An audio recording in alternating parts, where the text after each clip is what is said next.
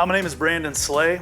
I was born and raised in Amarillo, Texas, and had the opportunity to wrestle in college at the University of Pennsylvania in Philadelphia, where I was able to become a two-time All-American. I lost in the finals twice, but because I've come up a little short, I had the desire to continue to train and accomplish my dreams. So I moved out to the Olympic Training Center in Colorado Springs, Colorado, and trained for the 2000 Olympics in Sydney, Australia. And thankfully, I was able to represent our country and bring home the gold medal in 2000. Since then, I've been able to coach at the Olympic Training Center. I was our national development coach for 8 years in Colorado Springs. And then I was the executive director and head coach at the Pennsylvania Regional Training Center in Philadelphia. But most recently, I took the job as the executive director of Sports Life Wrestling. And now I'm looking forward to fulfilling our mission, which is to infuse life in sports leaders all around the world.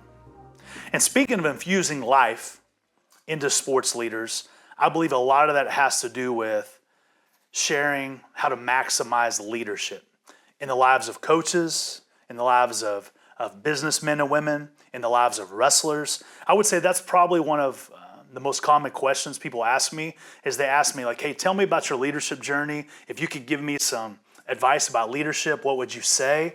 And I just want to spend the next chunk of time here sharing with you what I've learned about leadership and some of the great takeaways about leadership. So I'll just jump right into it. I think that if you want to maximize your ability to lead, you can't lead other people until you can successfully lead yourself.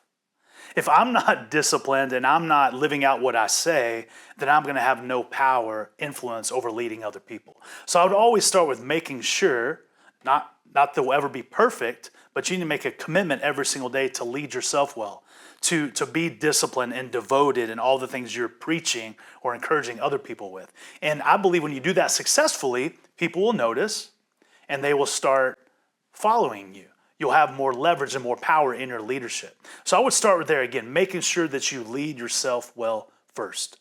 Another thing I would add on to that is what I've learned in my wrestling career, coaching career, leadership journey, is that I've also learned that everything rises and falls based on leadership.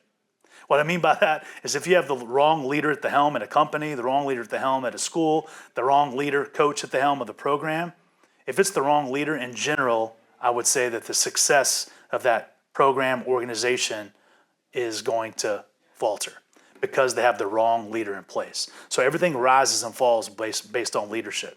But you can say, okay, great, Brandon, you're giving me some encouragement about leadership, but give me some application. And I've had the privilege of reading a lot of leadership books over the years, listening to tons of podcasts, listen to other speakers talk on leadership. But if you would say like, hey, in a very succinct period of time, what's one of the best messages you've ever heard on leadership? I would say there's a book called The Heart of Leadership written by Mark Miller. And he takes this word heart and he uses an acronym to describe an apex leader. And what I want to do, he didn't necessarily share this verse in the book, but I think it really speaks to this. King Solomon, who I believe is one of the most wise men that ever lived, he says in Proverbs 4:23, he says, above all else, guard your heart, for everything you do flows from it. Not some of the things you do flow from it. Everything you do flows out of your heart. Your heart gives you life. Without our heart, right, without the blood pumping in our heart, like we're not going to be alive. Our heart is life. Everything that we do flows from our heart. So when you think about that way, then we need to make sure that we focus on and are thoughtful on how we use our heart in regards to leadership. So I love this H-E-A-R-T. Mark Miller, he takes that word and he says the first letter H, that you need a hunger for wisdom. We just talked about King Solomon, right? The book of Proverbs, 31 chapters full of wisdom in the Bible.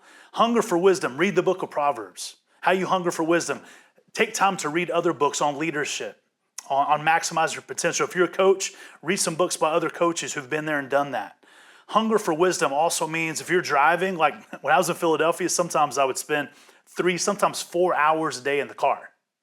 Now you could have a negative attitude about that, or you could say, hey, that's more time to listen to some sermons, From pastors I like, that's more time to listen to some podcasts. That's more time for me to learn while I'm driving. If I have to drive, I might as well become more wise. So hungering for wisdom, I would say, is maintaining a sense of curiosity. Always stay curious. You don't know it all, you're never going to know it all. Right? Once you think you know it all, the ego is the enemy. So stay humble, stay curious, and continue to hunger for wisdom.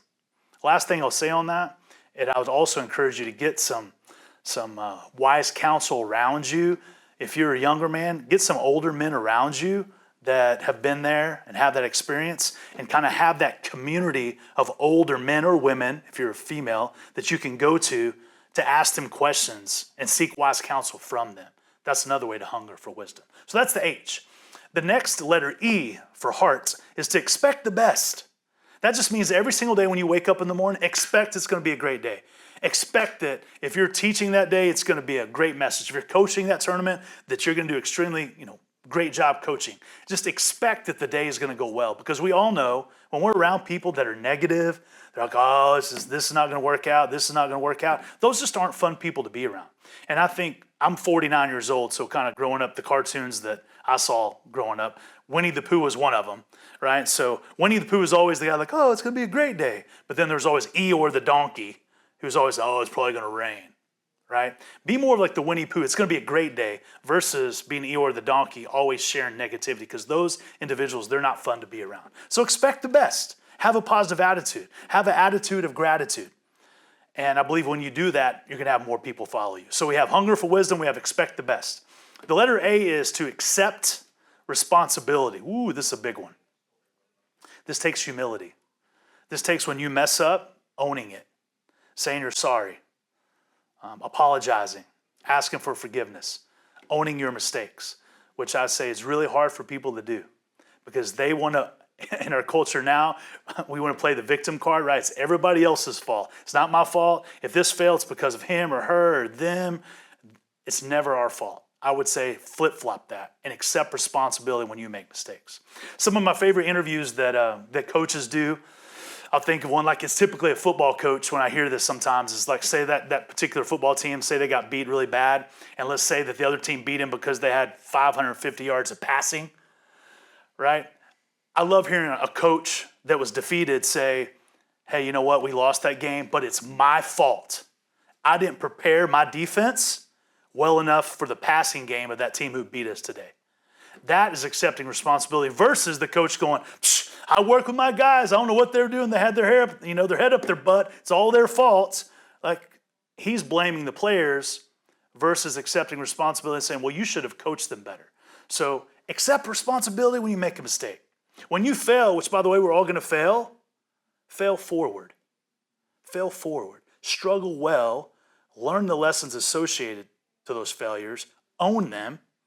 Accept responsibility. And I guarantee when people hear you do that, they realize, oh, wow, he's imperfect just like I am. They're going to be a lot more apt to follow you because you're willing to own your mistakes, accept responsibility. So hunger for wisdom, expect the best, accept responsibility. The next word, R, respond with courage. And typically that's what it takes after you accept responsibility. I messed up. Is you have to wake up the next morning and you have to respond with courage after mistakes. And responding with courage is having belief, having the confidence in yourself, having the faith that you can continue to succeed even after setbacks. I love that word. A lot of people don't know this, but that word faith, the Latin word faith, is fide. And when we think about the combination of words con, C-O-N, confide, right? That means with faith, but we know we get that word confidence. So when you respond with courage, you need to have faith in yourself and the people around you, and that will maximize your confidence to be able to step out the next day and succeed, right, in the next challenge that lies ahead. But it takes responding with courage to do that. And the last letter is T. And I think ultimately this is the most important one. And this is think others first. Think of other people first. It gets really, really tempting, again, to wake up every day and think about what do I need, what do I want, what's best for me, how can I maximize my day? That's very tempting. We all struggle with that. But I would encourage you to fight that temptation and think about others first. Look, for me, I'm married. I have 4 kids. When I wake up every day, I mean, it happens naturally, but like my family, everybody's there. I have to start thinking about what do my kids need, especially when school's in session. Like, how can I get them to school? What do they need? How can we get their lunches packed?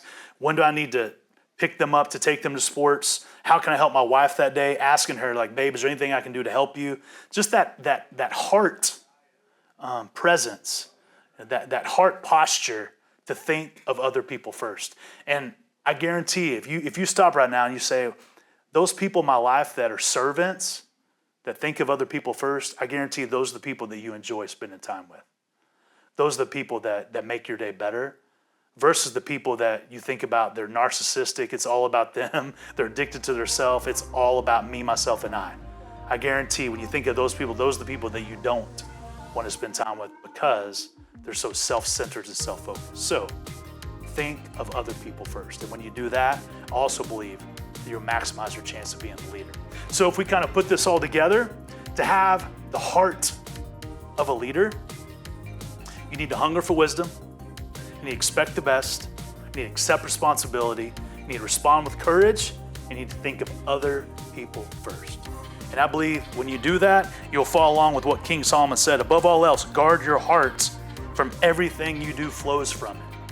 If you step out with this heart of leadership, I believe that you will maximize your chance of being successful in sports, in life, in business, of being a husband, being a father, or anything that you decide to do in life.